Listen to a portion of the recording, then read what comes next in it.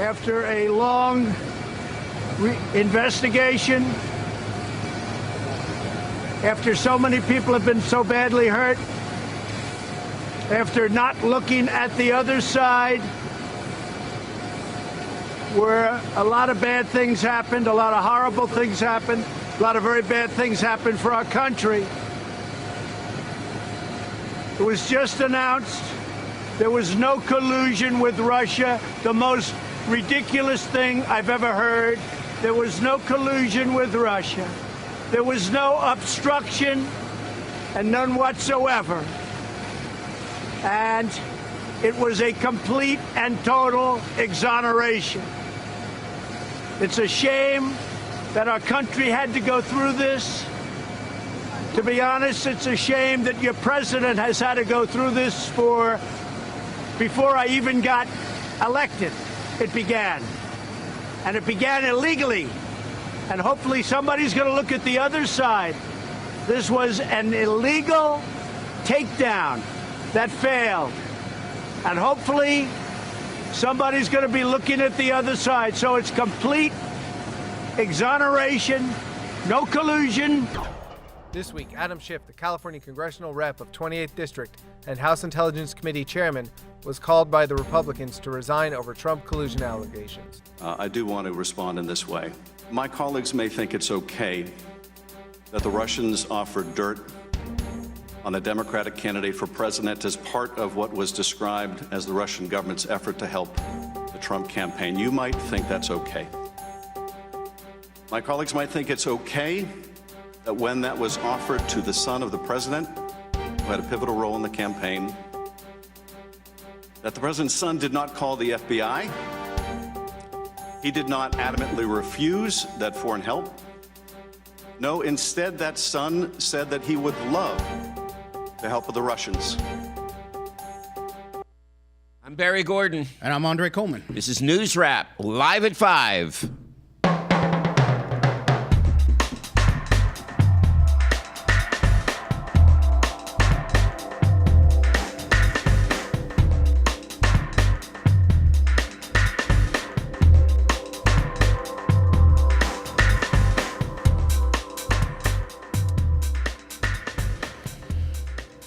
Trump v. Schiff.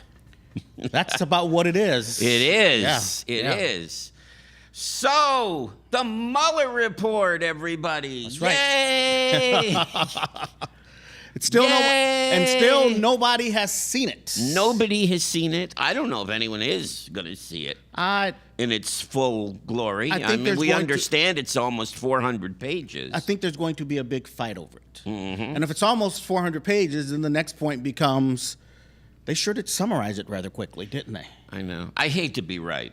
And you were. And you actually even sent me a text that said that after it all broke down. I know. On this one, I hate it because I just had a feeling it was going to be, for us anti-Trumpers, a giant disappointment.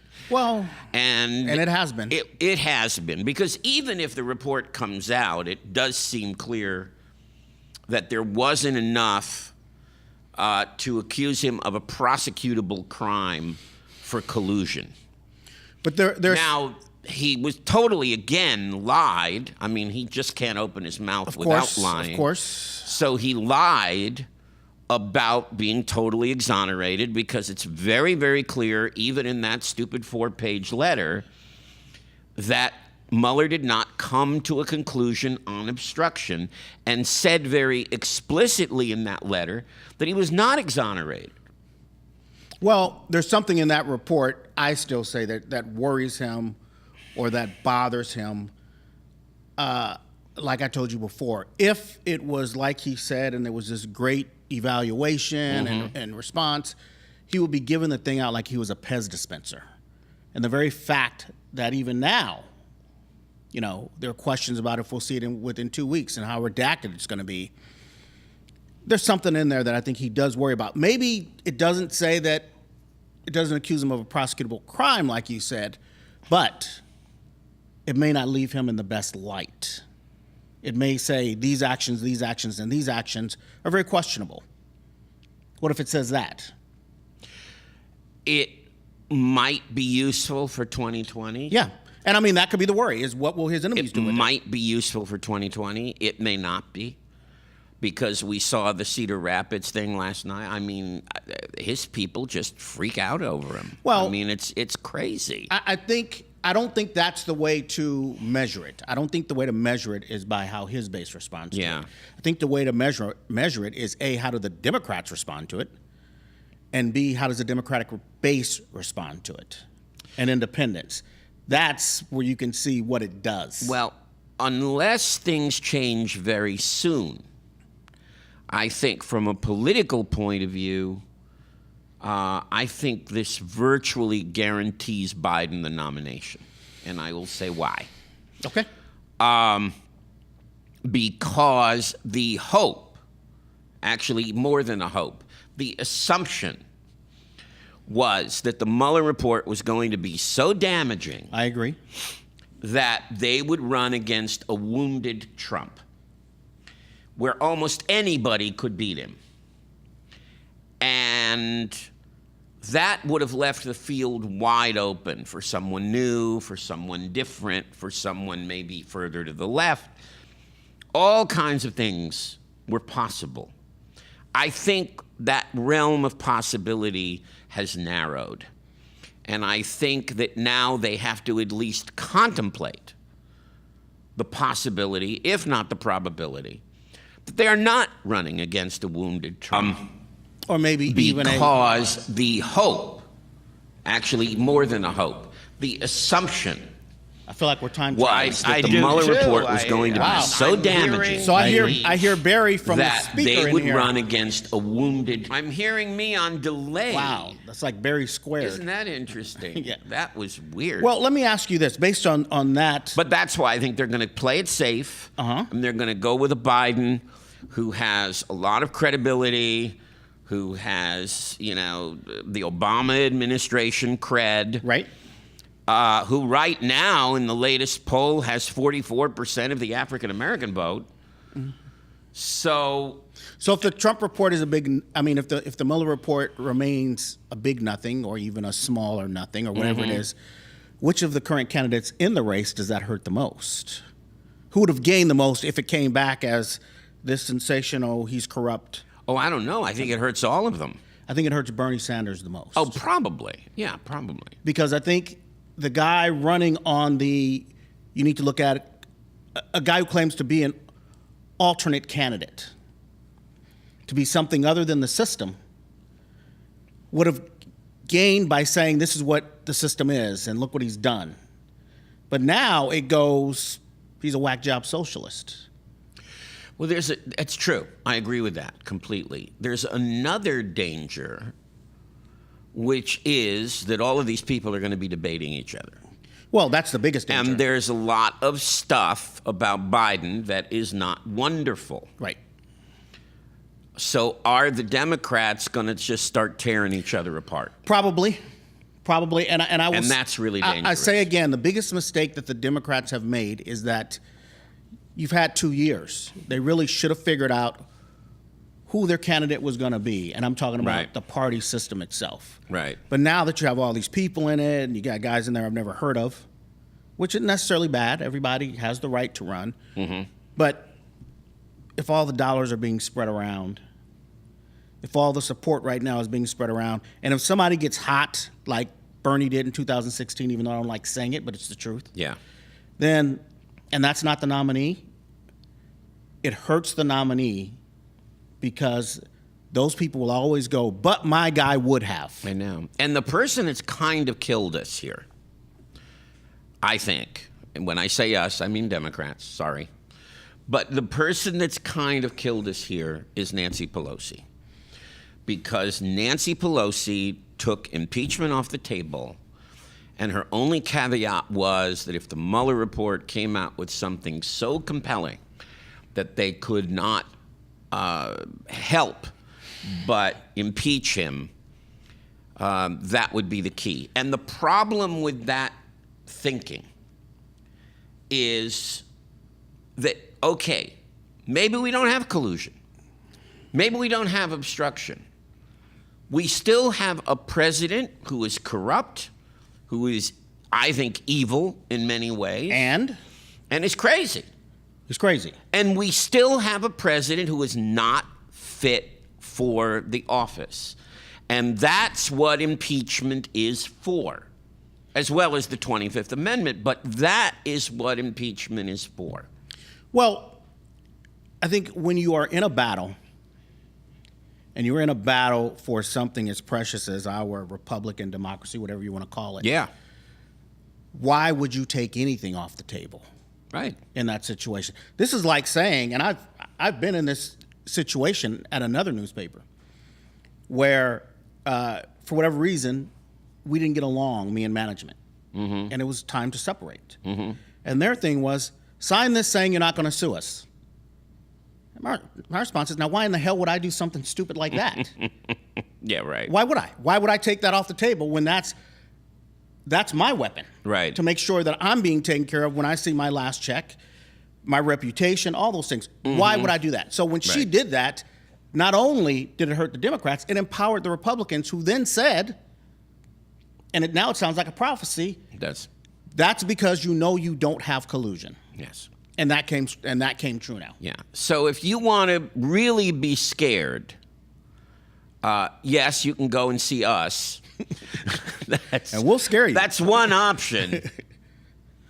But if you really want to be scared, you will do what I am been doing over the last week or two.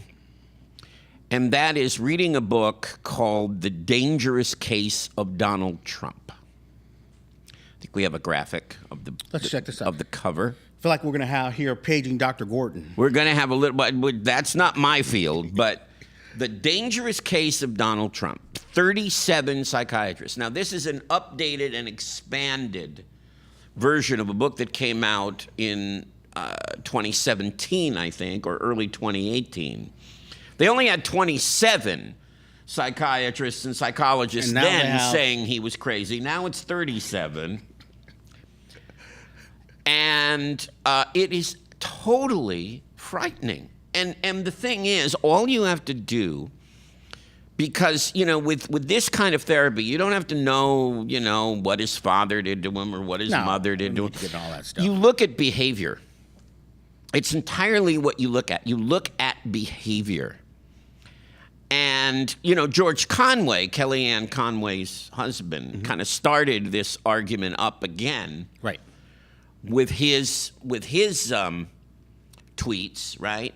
Where he actually put up graphics, I think we have them, of the disorders.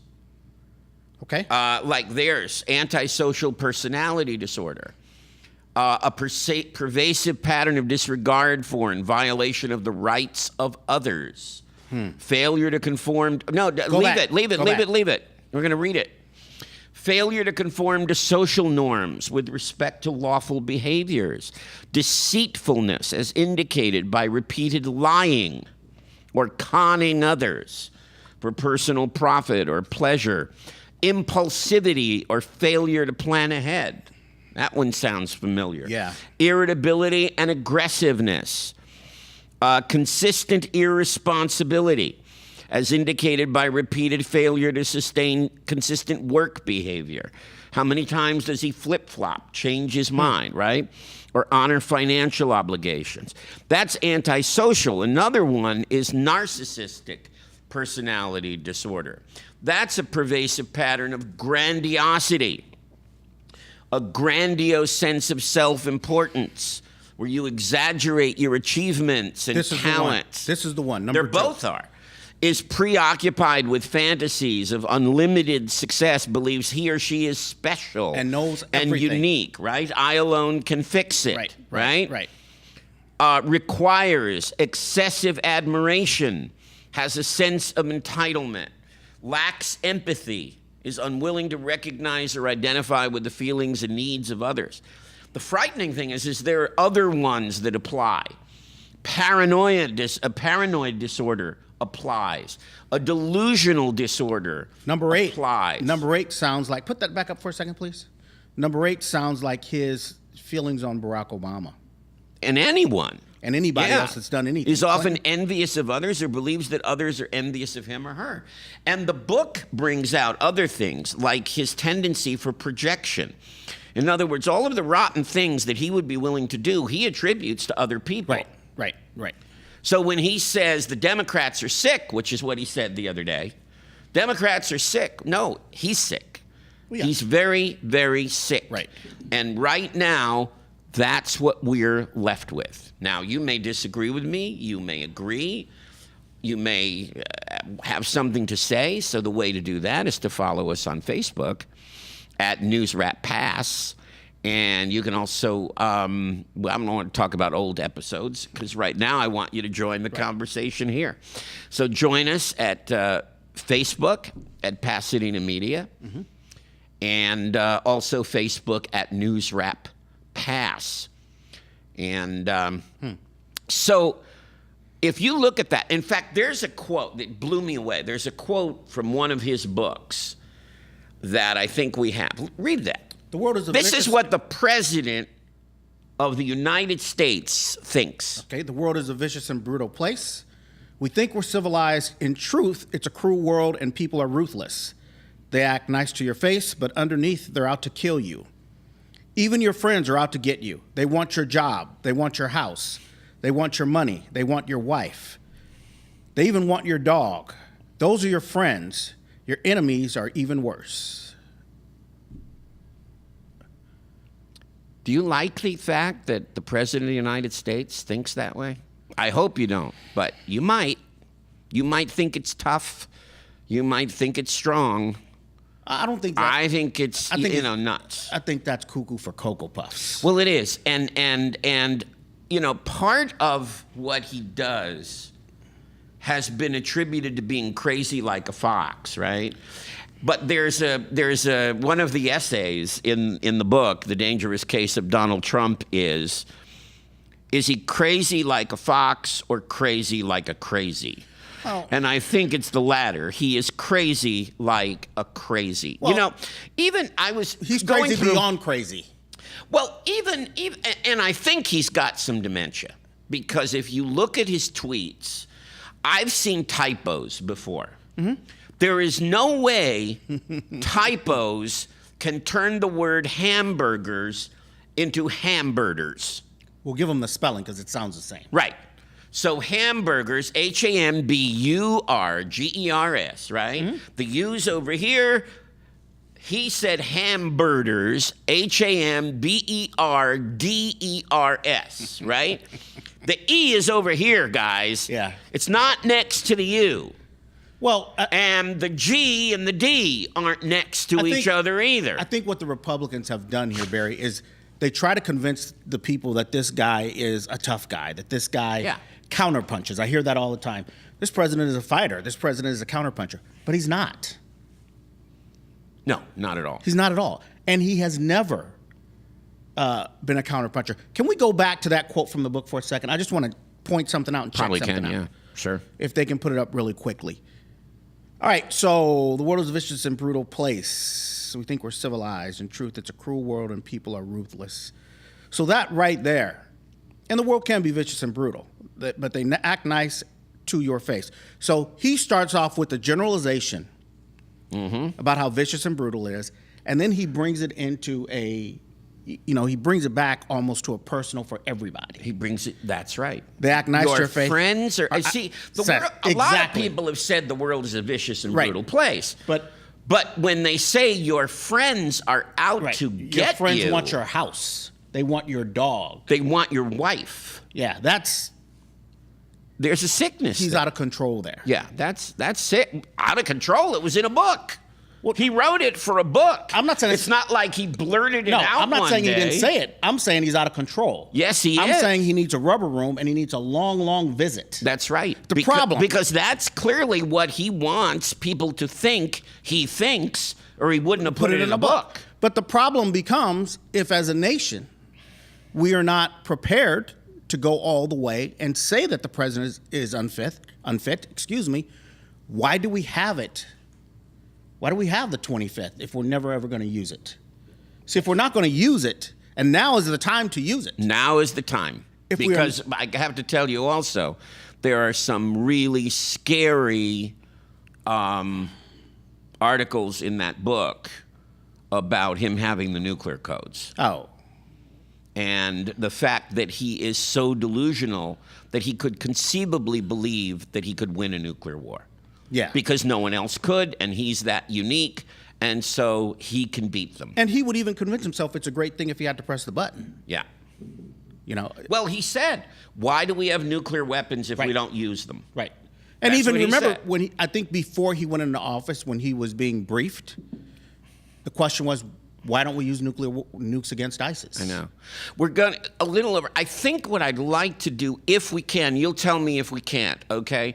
We'd like to skip the local package, but I'd like to go, because nothing is more local than what has been going on with our congressperson. So let's jump ahead to Adam Schiff. Let's jump to Adam Schiff, because I really want to take some time to play a large chunk of what he said. And I thought it was brilliant. And everybody needs to see this. That's right. This is where the Democrats need to be, even beyond this, but this is where we need to start. Right. So everybody should check this out. Yeah. My colleagues may think it's okay that the Russians offered dirt on a Democratic candidate for president as part of what was described as the Russian government's effort to help the Trump campaign. You might think that's okay. My colleagues might think it's okay that when that was offered to the son of the president, who had a pivotal role in the campaign, that the president's son did not call the FBI. He did not adamantly refuse that foreign help. No, instead, that son said that he would love the help of the Russians. You might think it's okay that he took that meeting. You might think it's okay that Paul Manafort, the campaign chair, someone with great experience in running campaigns, also took that meeting. You might think it's okay that the president's son-in-law also took that meeting. You might think it's okay that they concealed it from the public. You might think it's okay that their only disappointment after that meeting was that the dirt they received on Hillary Clinton wasn't better. You might think that's okay. You might think it's okay that when it was discovered a year later that they lied about that meeting and said it was about adoptions. You might think it's okay that the president is reported to have helped dictate that lie. You might think that's okay. I don't. You might think it's okay that the campaign chairman of a presidential campaign would offer information about that campaign to a Russian oligarch in exchange for money or debt forgiveness. You might think that's okay. I don't. You might think it's okay that that campaign chairman offered polling data, campaign polling data to someone linked to Russian intelligence. I don't think that's okay. You might think it's okay that the president himself called on Russia to hack his opponent's emails if they were listening. You might think it's okay that later that day, in fact, the Russians attempted to hack a server affiliated with that campaign. I don't think that's okay. You might think that it's okay that the president's son-in-law sought to establish a secret back channel of communications with the Russians through a Russian diplomatic facility. I don't think that's okay.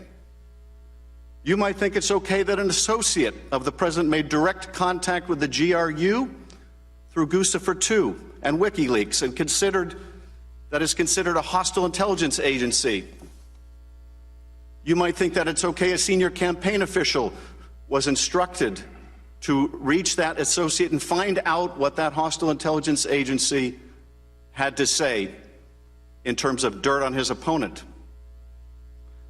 You might think it's okay that the National Security Advisor designate secretly conferred with a Russian ambassador about undermining U.S. sanctions, and you might think it's okay he lied about it to the FBI. You might say that's all okay. You might say that's just what you need to do to win. But I don't think it's okay. I think it's immoral. I think it's unethical. I think it's unpatriotic. And yes, I think it's corrupt and evidence of collusion. Now, I have always said that the question of whether this amounts to proof of conspiracy was another matter. Whether the special counsel could prove beyond a reasonable doubt the proof of that crime would be up to the special counsel, and I would accept his decision, and I do. He's a good and honorable man, and he is a good prosecutor. But I do not think that conduct, criminal or not, is okay. And the day we do think that's okay is the day we will look back and say that is the day America lost its way. Okay. Wow. Okay. That's what the Democrats need to be doing. Well, that's what the Mueller report should be saying. Well, he just said what needed and to be I said. wonder if the Mueller report says that. See, because if the Mueller report says all of that, then it is scary for Trump. All right. If it says, no, there was no crime, but all of this happened, might be scary. I agree. Yeah. I agree. Yeah. So apparently we're not going to jump to Facebook today. We're not, because we're not on Facebook. We just found out. It's down. So we're just live streaming, and we didn't get any comments because we weren't on Facebook. Yeah, but you guys check it out anyway. It'll be Check up on it out, Facebook. and particularly check it out. You really want to see this in the archives, Right. because that speech is one for the ages. Exactly. And you really want to see it. If you see this show for no other reason, see it Well, for that speech. I'll tell you what, it was good to see somebody not talk about fighting back and fighting back. That's right. So That's right. I So appreciate we'll keep fighting. it. Yep, like we always Watch do. previous episodes, too, on our YouTube channel in Pasadena Media. Remember, the president is crazy and is a whack job, as Barry pointed out today. That's right. But listen, we got to make a change, Hey, guys. The only way we're going to get them. That's it. All right. All right, we've done our job. I'm Barry Gordon. I'm Andre Coleman. NewsRap, live at 5. We'll see you next week, Have a great weekend. hopefully on Facebook.